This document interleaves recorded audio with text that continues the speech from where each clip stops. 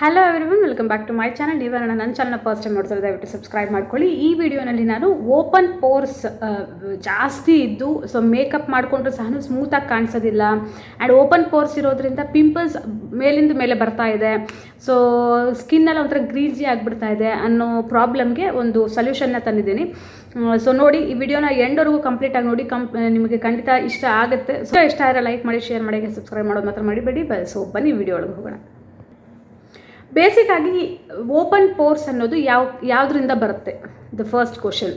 So normally ನಮ್ಮ skin ಯಾವಾಗ dehydrated ಆಗಿಬಿಡುತ್ತೆ, ಸೊ ವಾಟರ್ ಕಂಟೆಂಟ್ ಇಲ್ಲದೆ ಡ್ರೈ ಆಗಿಬಿಡುತ್ತಲ್ವ ಸ್ಕಿನ್ನು, ಆವಾಗ ಓಪನ್ ಪೋರ್ ಬರುತ್ತೆ. ಆ್ಯಂಡ್ ಓವರ್ ಎಕ್ಸ್ಫೋಲಿಯೇಟ್ ಮಾಡಿದ್ರೆ, ತುಂಬ ಸ್ಕ್ರಬ್ಸ್ ಯೂಸ್ ಮಾಡೋದು, ತುಂಬ ಕೆಮಿಕಲ್ ಪೀಲ್ಸ್ ಯೂಸ್ ಮಾಡೋದು, ಯಾವುದೋ ಕೆಮಿಕಲ್ ಬೇಸ್ಡ್ ಪ್ರಾಡಕ್ಟ್ಸ್ನ ಜಾಸ್ತಿ ಯೂಸ್ ಮಾಡೋದು, ಸೊ ನಮ್ಮಲ್ಲಿರುವಂಥ ಮಾಯ್ಶ್ಚರ್ ಪೂರ್ತಿಯಾಗಿ ಹೊರಟೋದ್ರೆ, ನಮ್ಮ ಸ್ಕಿನ್ನಲ್ಲಿರುವಂಥ ಮಾಯ್ಶ್ಚರ್ ಪೂರ್ತಿಯಾಗಿ ಹೊರಟೋದ್ರೆ, ಸೊ ಪೋರ್ಸ್ ಎಲ್ಲ ಓಪನ್ ಆಗಿ ಕ್ಲಾಗ್ ಆಗಿ ಪಿಂಪಲ್ಸ್ ಬರೋದಕ್ಕೆ ಸ್ಟಾರ್ಟ್ ಆಗುತ್ತೆ. ಓಕೆನಾ? ನಮ್ಮ ಸ್ಕಿನ್ ಎಲಾಸ್ಟಿಸಿಟಿ ಇರಬೇಕು, ಮಾಯ್ಶ್ಚರ್ ಇದ್ರೇ ನಮ್ಮ ಸ್ಕಿನ್ನಲ್ಲಿ ಒಂದು ಗ್ಲೋ ಇರುತ್ತೆ, ನಮ್ಮ ಸ್ಕಿನ್ ಪೂರ್ತಿಯಾಗಿ ಸ್ಮೂತಾಗಿ ಸಾಫ್ಟಾಗಿ ಕಾಣಿಸೋದಕ್ಕೆ ಹೆಲ್ಪ್ ಮಾಡುತ್ತೆ. ಸೊ ನಮ್ಮ ಸ್ಕಿನ್ ಎಲ್ಲಿ ಯಾವಾಗ ವಾಟರ್ ಕಂಟೆಂಟ್ ಇರಲ್ವೋ, ಮಾಯ್ಶ್ಚರ್ ಇರೋದಿಲ್ವೋ, ಎಲಾಸ್ಟಿಸಿಟಿ ಇರಲ್ವೋ, ಈ ಪೋರ್ಸ್ ಎಲ್ಲ ಜಾಸ್ತಿ ಕಾಣಿಸಿ ನಿಮಗೆ ಪಿಂಪಲ್ಸ್ ಆಗೋದಕ್ಕೆ ಕಾರಣ ಆಗುತ್ತೆ. So chemical based, too much chemical based products use ಮಾಡೋದು, ಇಲ್ಲ ಎವ್ರಿ ಡೇ ತುಂಬ ಮೇಕಪ್ಸ್ನ ಯೂಸ್ ಮಾಡೋದು. ಮೇಕಪ್ ಹಾಕ್ಕೊಳ್ಳಿ ಬೇಡ ಅಂತ ಹೇಳ್ತಿಲ್ಲ, ಮೇಕಪ್ನ ಯೂಸ್ ಮಾಡಿದಾದ್ಮೇಲೆ ಎವ್ರಿ ಡೇ ನೀವು ಮೇಕಪ್ ಹಾಕ್ಕೊಳ್ಳೋವಾಗ ಎಷ್ಟು ಟೈಮ್ ಕೊಡ್ತಿರೋ, ಮೇಕಪ್ ರಿಮೂವ್ ಮಾಡೋದಕ್ಕೆ ಸಹ ಅಷ್ಟೇ ಪ್ರಾಮಿನೆನ್ಸ್ ಕೊಡಬೇಕು, ಅಷ್ಟೇ ಕ್ಲೀನಾಗಿ ಕ್ಲಿಯರಾಗಿ ನಿಮ್ಮ ಫೇಸ್ನ ವಾಶ್ ಮಾಡಬೇಕು. ಮೇಕಪ್ ರಿಮೂವ್ ಮಾಡಿದ ನಂತರ ವಾಶ್ ಮಾಡಬೇಕು. ಓಕೆನಾ? ಸೊ ಈ ಕಂಪ್ಲೀಟಾಗಿ ಓವರ್ ಎಕ್ಸ್ಫೋಲಿಯೇಷನ್ ಆಗಿರ್ಬೋದು, ಇಲ್ಲ ಓವರ್ ಕೆಮಿಕಲ್ ಬೇಸ್ಡ್ ಪ್ರಾಡಕ್ಟ್ಸ್ ಆಗಿರ್ಬೋದು ಯೂಸ್ ಮಾಡೋದಕ್ಕೆ ಹೋಗಬೇಡಿ. ಇದರಿಂದ ನಿಮ್ಮ ಪೋರ್ಸ್ ಓಪನ್ ಆಗಿ ನಿಮ್ಮ ಸ್ಕಿನ್ನಲ್ಲಿರುವಂಥ ಎಲಾಸ್ಟಿಸಿಟಿ ಹೋಗಿ ಪಿಂಪಲ್ಸ್ ಆಗೋದಕ್ಕೆ, ಹಾಗೆ ಬೇಗ ವ್ರಿಂಕಲ್ಸ್ ಅಥವಾ ಏಜಿಂಗ್ ಸೈನ್ಸ್ ಆಗೋದಕ್ಕೆ ರೀಸನ್ ಆಗುತ್ತೆ.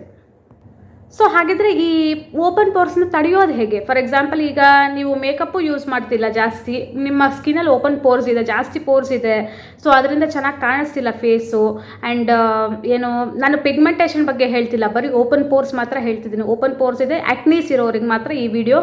ಸೊ ನೀವೇನು ಮಾಡಬೇಕು ಅಂತಂದರೆ, ಐಸ್ ಕ್ಯೂಬ್ಸ್ನ every day morning night massage ಮಾಡಬೇಕು ಚೆನ್ನಾಗಿ. ಐಸ್ ಕ್ಯೂಬ್ಸಿಂದ ಮಸಾಜ್ ಮಾಡಿದ್ರೇ ನಿಮ್ಮ ಸ್ಕಿನ್ನಲ್ಲಿರುವಂಥ ಓಪನ್ ಪೋರ್ಸು ಶ್ರಿಂಕ್ ಆಗೋದಕ್ಕೆ ಸ್ಟಾರ್ಟ್ ಆಗುತ್ತೆ. ಪಿಂಪಲ್ಸ್ ಎಲ್ಲ ಶ್ರಿಂಕ್ ಆಗಿ ನಿಮ್ಮ ಸ್ಕಿನ್ನು ಸ್ವಲ್ಪ ಟೈಟ್ ಆಗೋದಕ್ಕೆ ಫೀಲ್ ಆಗುತ್ತೆ. So the very first home remedy is ice cube massage.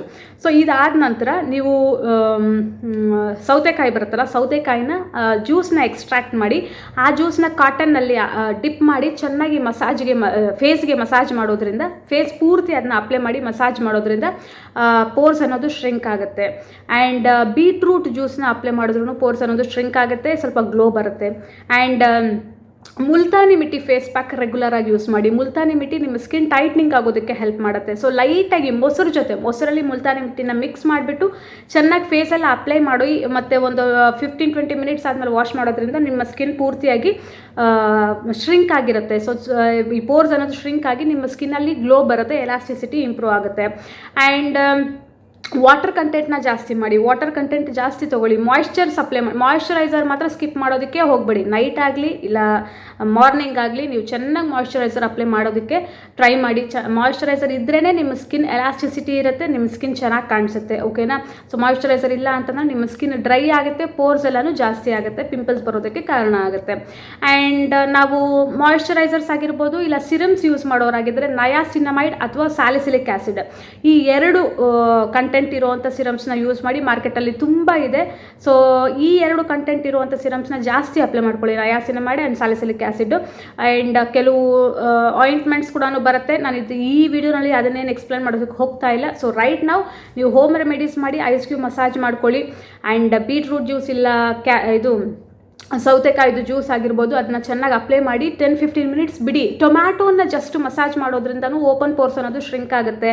And ಯಾವತ್ತೂ ಲೆಮನ್ನನ್ನು ಫೇಸಿಗೆ ಅಪ್ಲೈ ಮಾಡ್ಕೊಳ್ಳೋಕೆ ಹೋಗ್ಬಿಡಿ. ಲೆಮನ್ನಿಂದ ಪೋರ್ಸು ಜಾಸ್ತಿ ಆಗುತ್ತೆ, ಸ್ಕಿನ್ ಕ್ಲಾಗ್ ಆಗುತ್ತೆ, ಆ್ಯಂಡ್ ಪಿಂಪಲ್ಸ್ ಜಾಸ್ತಿ ಆಗೋದಕ್ಕೆ ಸ್ಟಾರ್ಟ್ ಆಗುತ್ತೆ. Because it is having an acid effect ಇದೆ ಅಲ್ವಾ ಅದರಲ್ಲಿ. ಸೊ ಸಿಟ್ರಿಕ್ ಆ್ಯಸಿಡ್ ಇರೋದ್ರಿಂದ ಅದನ್ನ ಡೈರೆಕ್ಟಾಗಿ ನಮ್ಮ ಫೇಸ್ ಮೇಲೆ ಅಪ್ಲೈ ಮಾಡ್ಕೊಳ್ಳೋದಕ್ಕೆ ಹೋಗಬಾರ್ದು.